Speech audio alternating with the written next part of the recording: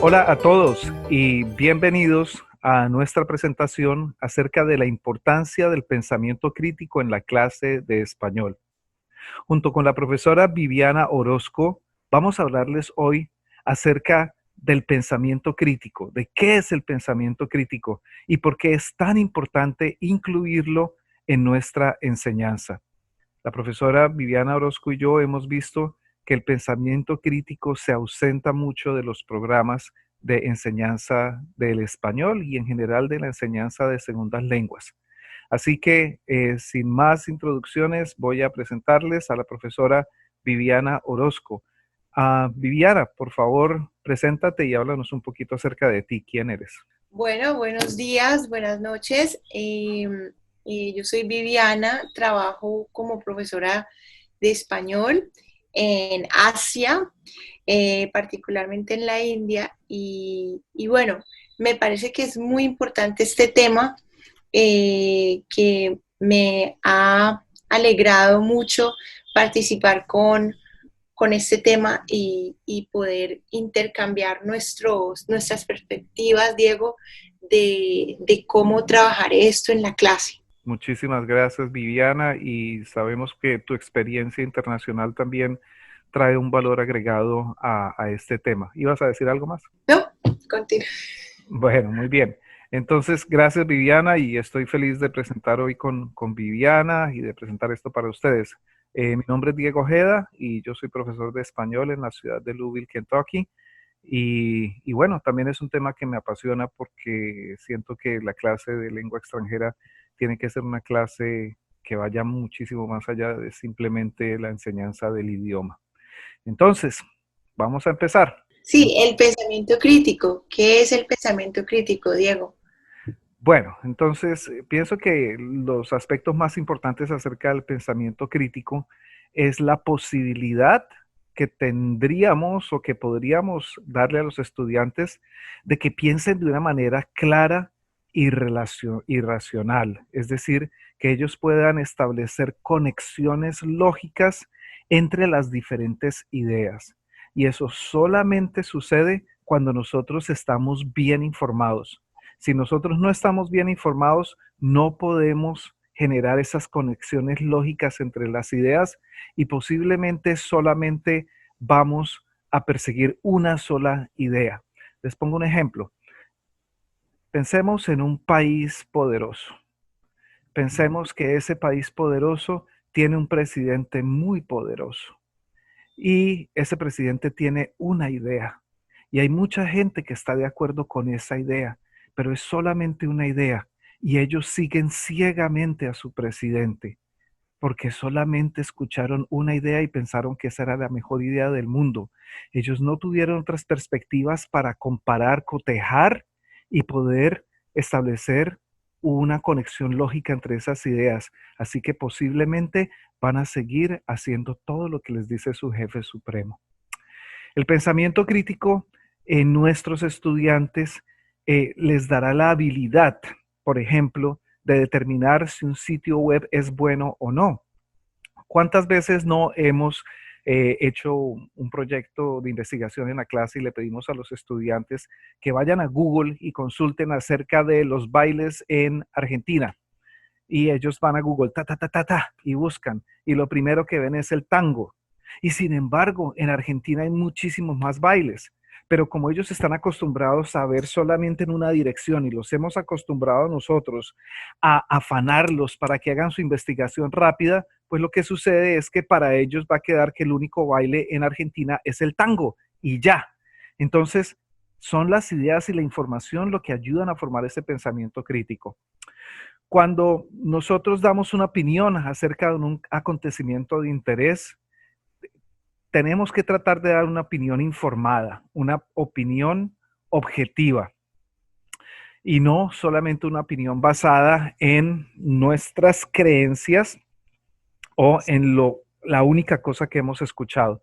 Así que por eso es tan importante, Vivi, hablar sobre el pensamiento crítico y exponer a los estudiantes a esto, porque por lo general en las clases solamente les pedimos que miren de una forma, derecho, y la idea es que tengan diferentes ángulos. ¿Tú qué piensas acerca del pensamiento crítico, Viviana?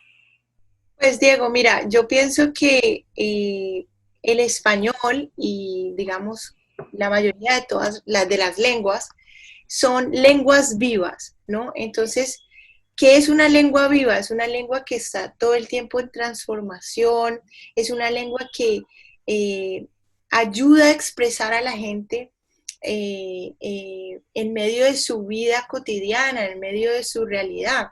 Y por eso es tan importante el pensamiento crítico, porque no les enseñamos a los estudiantes algo totalmente fuera de la realidad, sino que les enseñamos algo que los va a ayudar a comunicarse y que por eso es algo tan, eh, como tan unido a la realidad y, y por eso es muy importante tener ese componente de la cultura, porque Diego, tú nunca puedes separar la cultura de un lugar con la lengua que tiene ese lugar. Siempre va a tener una relación muy íntima y qué bueno pues nutrir nuestras clases con posiciones más culturales y además también ayudar a los estudiantes para que tengan una opinión individual, o sea, que no sigan a los demás como lo que llamamos nosotros ser un follower,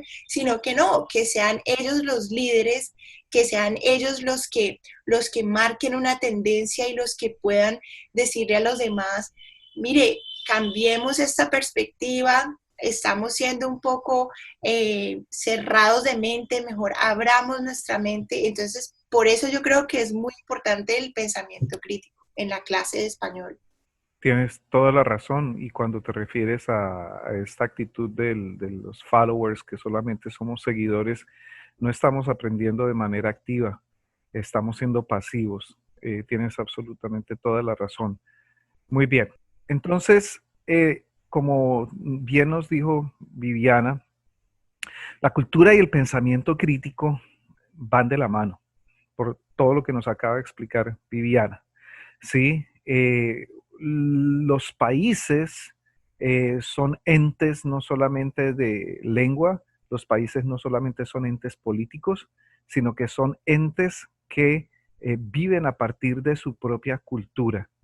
Cuando nosotros nos preocupamos por entender la cultura específica de un país, de una comunidad, eso nos ayuda a tener un pensamiento crítico, porque nos está informando y nos está permitiendo entender por qué una comunidad hace una cosa de una forma y no de la otra.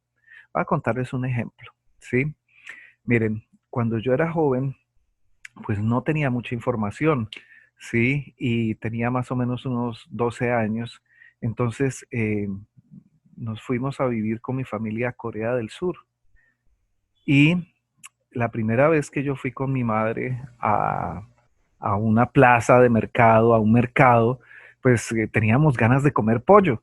Y entonces mi mamá dijo, bueno, quiero pollo. Y tenían los pollos en cajas, pero los pollos estaban vivos. Entonces cuando mi mamá pidió el pollo, ellos dijeron, bueno, ¿cuál pollo? Y mi mamá dijo, ese. Lo tomaron e inmediatamente lo pusieron en un barril con agua hirviendo y ese barril tenía tornillos que empezaron a moverse, de pronto lo sacaron sin plumas y empezaron a cortarlo, pa, pa, pa, pa, pa, pa, y lo echaron en una bolsa. Señora, aquí está su pollo. Mi mamá estaba temblando, yo me acuerdo de su cara, y cogió la bolsa. Ese pollo duró en la nevera casi un año. Entonces, no entendimos, ¿sí? O sea, ¿por qué? Claro, si nosotros le ayudamos a los estudiantes a entender este tipo de acciones en una cultura específica, pues cuando se enfrenten a esa cultura más adelante, pues lo van a entender desde otra perspectiva. Muy bien, entonces la cultura y el pensamiento crítico van de la mano. Muy bien. Eh, Viviana, cuando hablan acerca de la cultura colombiana, ¿a ti qué se te ocurre? Bueno, pues es que cuando nos hablan de cultura y cuando nos hablan de la cultura del país, de donde uno, en donde uno nació, pues uno va a tener ese componente emocional, el componente del amor, porque pues fue donde uno creció, ¿no? Entonces, si me hablas de Colombia, pues voy a pensar en la tierra del olvido, voy a pensar en mi mamá y pues bueno, son grandes palabras, ¿no?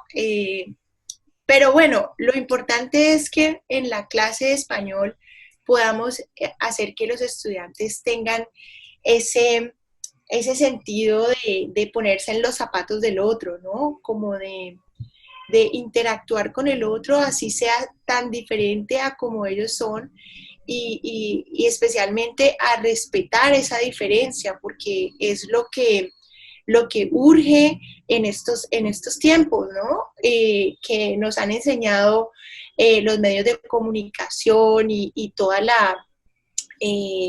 los advertising y todo esto nos han enseñado a discriminar, ¿no? A señalar al otro cuando es diferente y como a que todos tengamos los mismos comportamientos, las mismas formas de interactuar, cuando en lo que más necesitamos es esa solidaridad, pienso yo. Entonces, aquí en la cultura, pues se me ocurre el tema de aceptar al otro como es. Entonces, si tú conoces, si un estudiante conoce a otro estudiante de Colombia o de Panamá o de también de los Estados Unidos, pues que sea un estudiante que integre a los demás, que no intente la división y la guerra, que al final es lo que nos está marcando tanto hasta en el salón de clase, ¿no? En las aulas. Entonces, sí. Sí, es perfecto. Eh, Vivi trae a colación un tema supremamente importante, amigos, que es el tema de la empatía, ¿sí? Y esa empatía que nosotros podemos ganar en nuestra clase viene a partir de nosotros mismos. Y sabes qué, Vivi, no importa si tú eres un profesor de español que no sea nativo, porque como yo digo, si eres profesor de español o eres profesor de inglés o de francés, lo que sea, algo en tu vida te llevó a eso, algo significativo. Entonces, como dice Vivi, la cultura, el país de uno, son muchas cosas. Cuando uno logra que el estudiante entienda por qué el papel de la mamá, por ejemplo, es tan importante para mí como colombiano, ahí es donde estamos estableciendo esas conexiones. Vivi, ¿cuántas veces te hablas con tu familia en una semana desde la India a Colombia? Yo intento hablar todos los días, Diego, pero bueno, metiéndonos al tema, yo pienso que eh, los profesores de español debemos conectar todo el tiempo, o sea, tenemos que intentar conectar con la cultura lo más que podamos, porque a veces yo como profesora tengo, cuando estoy planeando mi próxima semana, yo digo, bueno, ¿qué voy a hacer la próxima semana? ¿Qué podría yo hacer?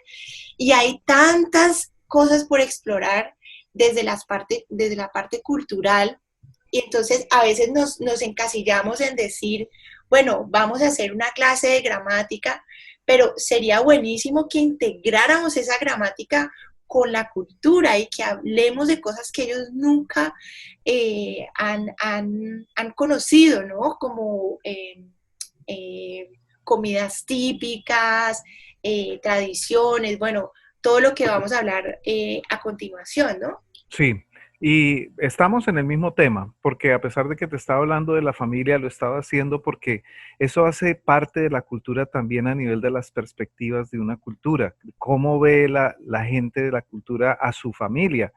Porque para un americano puede ser increíble que una persona como tú o como yo estemos hablando con nuestra madre, con nuestro padre, con nuestros hermanos casi todos los días. Eso no sucede en la cultura de ellos. Entonces, por eso tiene que ver con esto. Muy bien. Como decía Viviana, hay diferentes regiones, hay diferentes expresiones culturales, tenemos 21 países de habla hispana y a veces los estudiantes, cuando solo nos enfocamos en el lenguaje o en la gramática, los estudiantes tienden a pensar que todos estos países tienen exactamente las mismas expresiones culturales. Entonces, de allí vienen confusiones como porque, por ejemplo, yo les digo, yo soy colombiano y me dicen, señor, y le gustan mucho los tacos y le gustan las quesadillas y las enchiladas, y yo no, un momento, lo que pasa es que esa comida no es comida tradicional colombiana. Así que toda esta información es muy importante para que el pensamiento crítico se informe y que la próxima vez que el estudiante esté hablando con una persona o esté investigando acerca de Perú, de Argentina, de Bolivia, inmediatamente sepa y su cerebro le informe que la comida no es igual en cada uno de estos lugares. Muy bien. Y hablamos, Viviana, acerca de la apreciación de los productos culturales, por ejemplo, el valor de las artes. Para ti, ¿qué valor tienen las artes en la expresión cultural? Pues mira, las expresiones culturales se nutren de las expresiones artísticas. Entonces, pues es importante como eh, tener ese acercamiento en la clase con expresiones que nos lleven a esa vivencia, a esa experiencia de viajar, por ejemplo, cuando tenemos temas de viajes y turismo. Entonces, ¿cómo se puede conocer un país? ¿Cómo podrías tú interactuar con una persona nativa si vas al país? O, bueno, pienso que se podría conectar muchísimo. Es verdad, precisamente en mi clase de AP, en este momento estamos hablando acerca de Fernando Botero, ¿sí? Y de sus expresiones artísticas en el país y alrededor del mundo. Entonces, traemos a colación las expresiones artísticas porque conociendo arte como la literatura, como la pintura, como la música, también le estamos dando la posibilidad al estudiante de ver diferentes perspectivas. Además, porque dentro de los mismos países hay diferentes expresiones artísticas. Por ejemplo, Viviana, yo sé que tú tienes muchos amigos artistas y gente que está en el medio.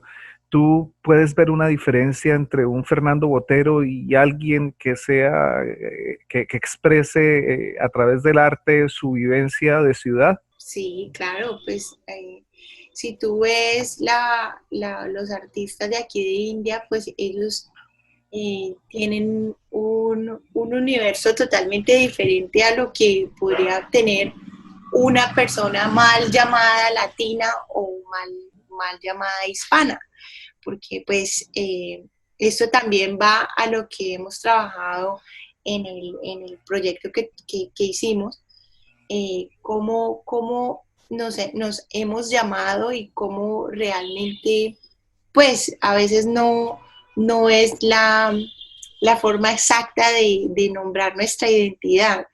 Y también un poco cuando hablamos de cultura, pues el tema se vuelve tan amplio y tan global que hay demasiadas vertientes y demasiados caminos para conducir a los estudiantes a que tengan un pensamiento crítico y para que reflexionen acerca del mundo que pues puede que no vivan en ese mundo porque pueden estar en los Estados Unidos, pero que en algún momento van a viajar a estos sitios y van a poder conocer desde primera línea cómo se viven estas partes, ¿no? Y habíamos tratado un tema también que todavía tenemos estudiantes que nos dicen que ser americano es ser de los Estados Unidos, ¿no? Entonces, es algo que eh, educar, debemos educar a nuestros estudiantes para que tengan, digamos, para que se guíen por facts, ¿no? Por hechos reales y que se actualicen con la información de ahora, porque ahora decir que América es los Estados Unidos, pues queda como muy fuera de lugar, ¿no? Porque hay más países en América pues de verdad se nota mucho como la mente cerrada, por ejemplo, en una entrevista de lengua, una entrevista para español Ujú, ujú. o tantas cosas, ¿no? Claro, eso es casi como decir, oye, ¿tú hablas mexicano? Queriendo preguntar que si hablas español. Es exactamente lo mismo. Y ahí se nota que no ha existido una valoración y un estudio desde el pensamiento crítico. Muy bien. Ujú. Hablamos con la cultura, vamos a hablar rápidamente de esto acerca de las prácticas, las costumbres, las tradiciones, los ritos de paso. ¿Qué nos puedes decir acerca de esto y cómo esto influye en un acercamiento bueno al pensamiento crítico?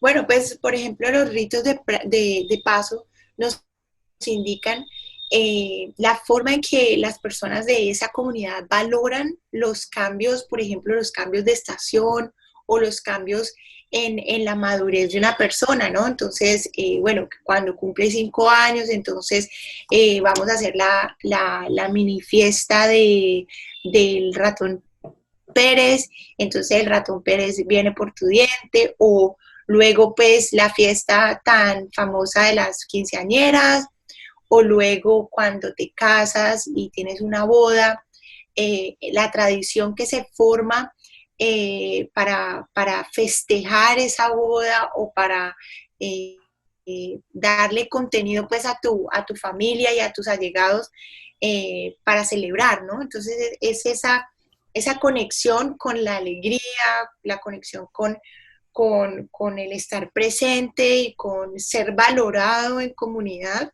porque todos necesitamos eso, ¿no? Todos necesitamos que nos valoren y que por ejemplo, cuando nos graduamos de la universidad, pues qué dicha, qué felicidad que haya una fiesta para mí, para la persona que se gradúe, y esas son las prácticas y es lo que nutre a la cultura también. Perfecto. Muchísimas gracias por esa explicación.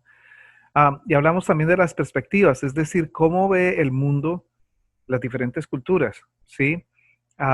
Puede hacer que haya culturas que son más competitivas que otras, puede hacer que haya culturas en donde la religión juegue un papel muy importante y eso influya la manera como la gente interactúa entre ellos. Entonces, conocer esos detalles es lo que permite que el estudiante tenga una información más precisa. Muy bien.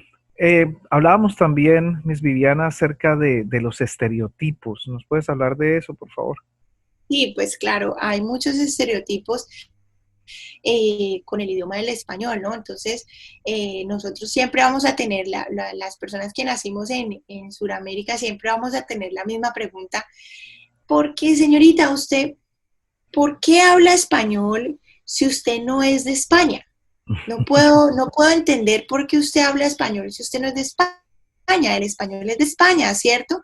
Entonces, ahí es donde nos toca que abrir nuestra clase a la geografía, a la historia, a todas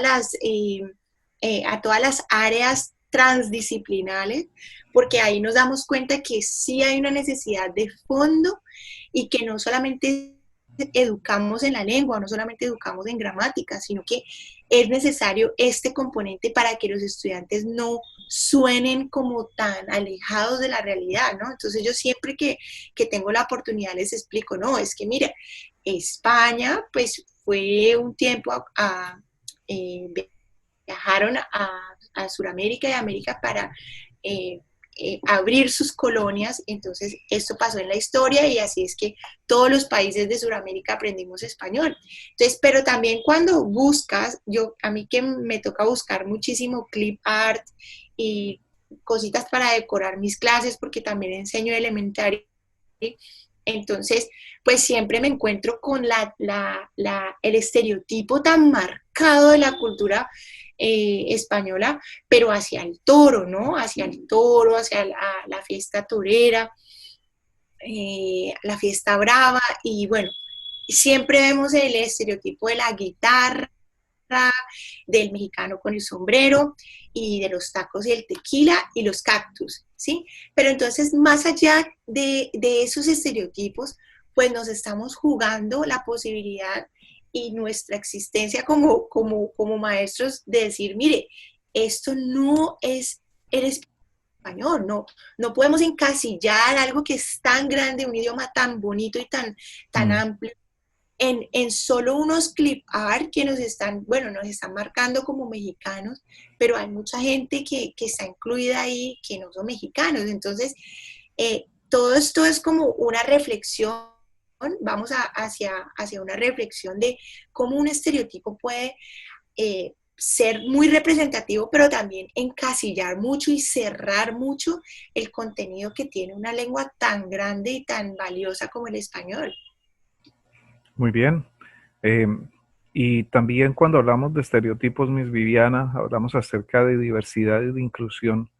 Cuando existen estereotipos, por ejemplo, en una sociedad como la norteamericana, en donde el estereotipo del hispano es que viene de México y comemos tacos, eso no ayuda a incluirnos. Sí, nosotros solamente podemos ser incluidos cuando somos tomados en cuenta desde nuestra propia individualidad. Nosotros no podemos hablar de diversidad si no entendemos la importancia y el papel que tiene cada uno de nosotros para generar esa diversidad en una comunidad. Entonces, por eso, ese aspecto de los estereotipos, me alegra mucho que hayas hablado de eso porque es fundamental en la construcción del pensamiento crítico. Bueno, Miss Viviana, pues muchísimas gracias nuevamente por acompañarnos y muchísimas gracias por todas tus perspectivas. A todos ustedes, muchísimas gracias por estar aquí, por escucharnos. Queremos decirles que estamos atentos a sus preguntas. Aquí está nuestro eh, contacto. Bueno, voy a decir mi correo electrónico porque no está aquí, pero es Diego arroba señorsrojeda.com. Diego arroba srojeda.com. Y Miss Viviana, ¿cómo se pueden comunicar contigo? Bueno, pues yo tengo una cuenta de Instagram y aquí la vemos y bueno, también tengo pues las redes sociales reguladas, las que tiene todo el mundo y intento siempre revisar mucho mi Twitter, entonces me encantaría que me siguieran. Muy bien, muchísimas gracias nuevamente, Miss Viviana. Gracias a todos y que se encuentren muy bien. Adiós. Adiós.